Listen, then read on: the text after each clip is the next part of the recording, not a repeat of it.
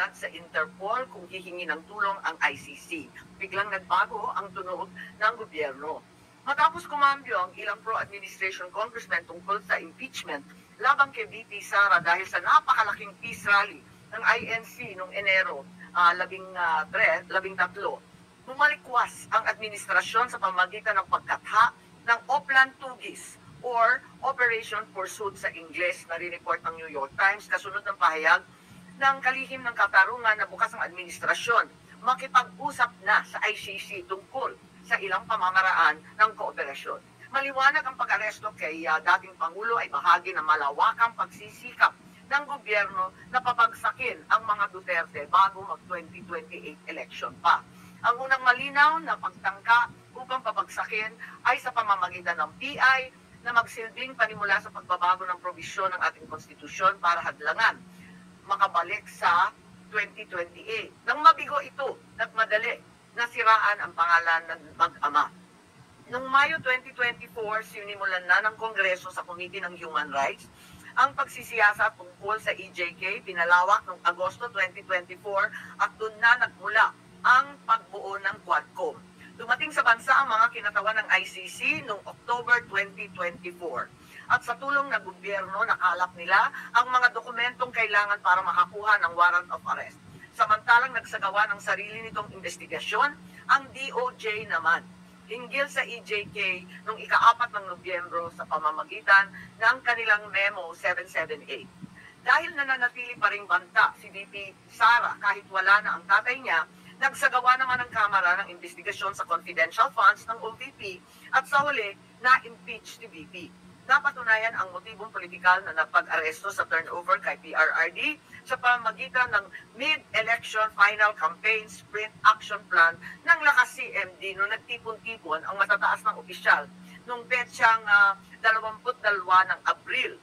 Nakaraang ilang linggo lamang, inilarawan ang mga nagawang mga Oplan Horus. Isang operasyon na inilunsad noong Abril 2024 na naglalayang pabagsakin ang dalawang Duterte. Sa bahagi ng action plan, How to Attack, tinukoy ng ilang ahensya ng gobyerno, kabilang ang PNP, Kamara ng Kinatawan, sa nakipagtulungan ng dating Senador Antonio Trillanes upang tulungan ng ICC prosecutor makakuha ng warrant sa pag-aresto ng dating Pangulo. Binanggit din na nakuha ang kinakailangan boto para sa impeachment ni VP sa pamamagitan ng paggamit ng tinatawag na soft projects katulad ng AIX, AKAP at TUPAD. Doon naman sa bahaging following strategies and moves, tinukoy na kailangan pabilisin ang impeachment ni VP Sara at makakuha ang boto sa Senado sa pamamagitan na naman ng pamimigay ng proyektong for later release or yung mahiwagang FLR bilang gantimpala sa tamang bumotong mga senador. Ikalawa, may magkakaugnay na pagtatangkang pagtakpan ang mga detalye at motibo sa likod ng pag-aresto ng dating Pangulo. May cover-up. Habang nagpapatuloy ang unang pagdinig, tumanggi si DILG Remulla na magsalita. Tanungin siya tungkol sa panayam kay Pinky Webb, kung saan sinabi niya na group effort ang pag-aresto at in-invoke pa ang executive privilege samantalang lumabas na sa media. Una, tinawag niyang chismis ang pahayag. Ngunit nang mabisto, tinulungan na lamang ng kapatid at sinabing executive privilege na nga. Isa pang malakas na sandata ng administrasyon upang pigilan ng komite ang pagsisiwalat ng katotohanan ay paggamit ng tinatawag na sub-judice rule. Halimbawa, nung mahuli si General Torre na nagbibigay ng maling pahayag tungkol sa pagmamadaling ilipat si PRRD sa Hague dahil daw sa Article 125 ng Revised Penal Code, ngunit nung ipunto na yung Revised Penal Code, Article 125, ay para lamang sa warrantless arrest, bigla niyang ginamit ang sub-judice na naman.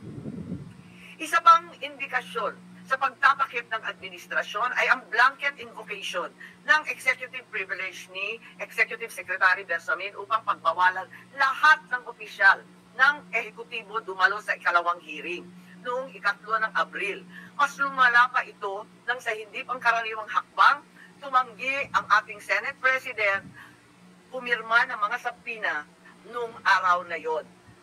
Bagaman dumalo mga opisyal sa ikatlong pagdinig noong 10 ng Abril, ginamit pa rin ang executive privilege sa mga susunod na isapin. Kung sino-sino nag-utos ng pag-aresto sino ang nag-utos ng paglipat niya sa Hague at kung paano nakuha ang eroplano na ginamit sa paglipat. Hindi nagtapos ang cover-up sa pagdinig dahil alam din natin na matapos yon pinalaya si Ambassador Lacanlilaw at hindi na naman pinirmahan yung mga sabina. Matapos ang pag-aresto kay PRRD, lumakas ang pro-Duterte sentiment at bumagsak ang trust rating ng administrasyon. Ayon sa isang mapagkakatiwalaang source, naglunsad na ngayon ang administrasyon ng isang communication plan upang ilihis ang atensyon ng publiko patungo sa mga issue ng West Philippine Sea at di umanong disinformation ng mga tinatawag na China trolls ng kanilang embassy. Kaya asahan natin na ito ang magiging balita sa mga susunod na araw.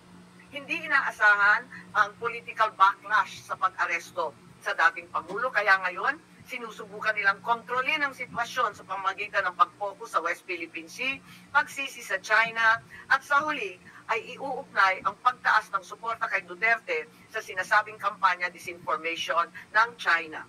So una, may duda tayo na politically motivated. Ikalawa, whole of government ang nagamit dito, na talaga naman comprehensive itong planong to. At ikatlo, ang mga posibleng managutan ng criminal and administrative charges. At iminumungkahi namin na imbestigahan ng Office of the Ombudsman ang mga sumusunod.